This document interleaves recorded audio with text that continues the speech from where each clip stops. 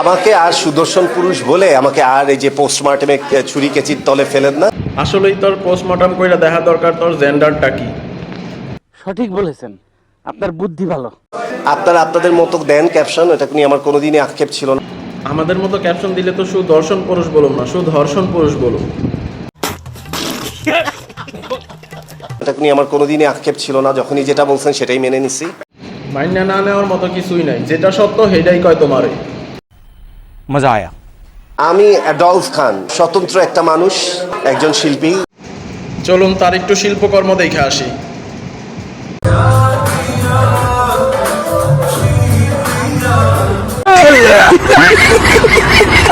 আমি আমার কাজ এবং আমার যে অ্যাক্টিভিটিস, আমার ফ্যাশন, আমার লুক, আমার সব কিছু।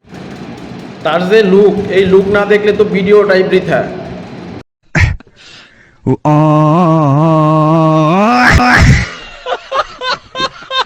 অ্যাডলফ খান টাইটেলটা নিয়ে এত বেশি হ্যাপি এবং তোমাদের মতো বাংলাদেশের মানুষও অনেক হ্যাপি। তোমরা আসো বলেই বাংলাদেশের মানুষ দুবেলা দু মুঠো খাইয়া পেট বইরা হাসতে পারে।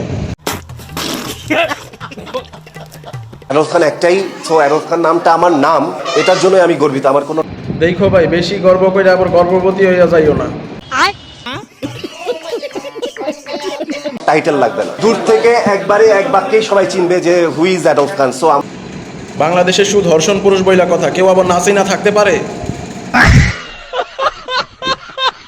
মনে হয় না যে এই সুদর্শন পুরুষ বা এই টাইপের টাইটেলগুলো আমার খুব একটা ধারণ করার খুব একটা প্রয়োজন আছে। না, এই ধরনের কোনো টাইটেল দেওয়ার দরকার নাই তোমার। তোমার দেখলেই বোঝা যায় তুমি সুধর্ষণ পুরুষ।